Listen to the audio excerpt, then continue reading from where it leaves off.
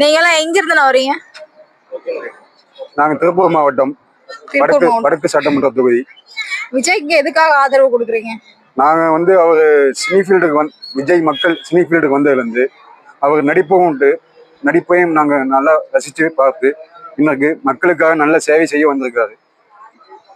ஏற்கனவே இருந்த ஆண்ட கட்சியும் சரி ஆளுகின்ற கட்சியும் சரி மக்களுக்கு ஒரு விரோத போக்கையை கடைபிடிச்சிட்டு இருக்காங்க.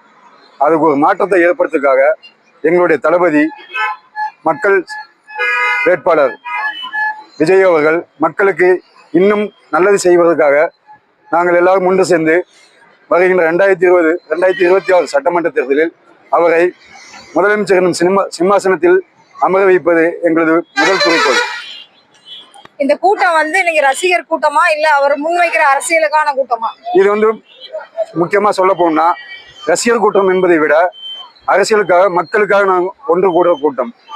தொடர்ச்சியா சீமான் சார் தற்குறி கூட்டம் அப்படின்னு சொல்லி விமர்சிக்கிறார் இல்லையா, அதை பத்தி உங்களோட கருத்து என்ன? அவர் தற்குறின்னு சொல்றது அவர் தற்குறி தானே தற்குறி என்று அவரே சொல்லிக் கொள்கிறார்.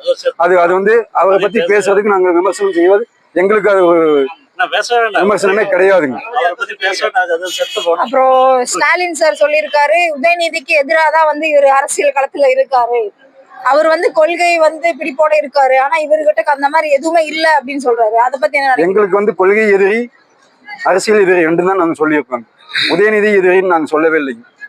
அவர் சொல்லியிருக்காரு உதயநிதிக்கு ஆப்போசிட்டா தான் விஜய் சார் வந்திருக்காரு அப்படின்னு. அவர் எண்ணத்துல ஓடுறது நாங்க எதுவுமே சொல்ல முடியாது. எங்களோட தலைவர் எங்களுக்கு என்ன சொல்லியிருக்காரு, அரசியல் எதிரி கொள்கை எதிரி, இது மட்டும்தாங்க எங்களுக்கு. வரும் 2026 தளபதி ஆட்சியில் அமர்வார்.